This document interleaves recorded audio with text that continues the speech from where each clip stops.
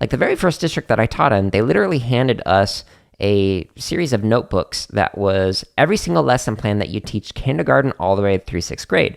This made it so that I technically didn't have to write any lesson plans because they're all written out, but I was supposed to rewrite them and add in transition sentences where I literally script out what I was going to say word for word in each one of the lesson plans.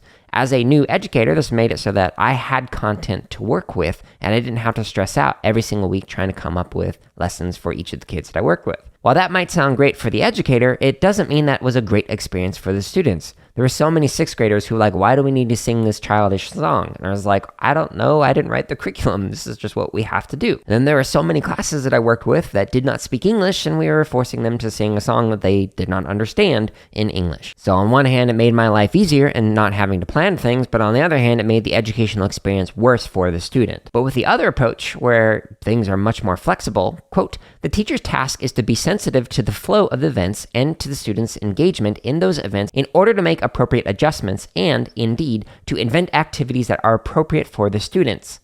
This model suggests that curriculum activities grow out of or emerge from events that immediately precede them.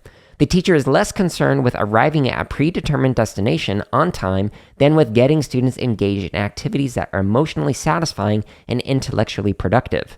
Sequence grows out of the links that the teachers help forge between his or her more mature knowledge of a field of activity and the work that students engage in. To be able to make educational gold out of emerging activities in the classroom requires a high degree of artistry in teaching.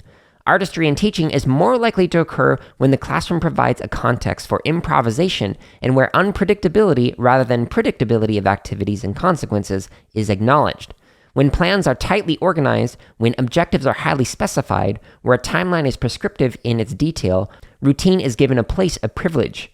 Efficiency and effectiveness are seen as more likely when the tracks are smooth and where all students are expected to move down those tracks toward a common goal. End quote. It's from page 152. And then this following quote is really going to resonate with all the podcast episodes that I've done on rhizomatic learning, which again, I'll include links to those in the show notes at jaredoleary.com. But quote, the more teachers open the door for the suggestions of students, the more opportunities they provide for genuine individualization.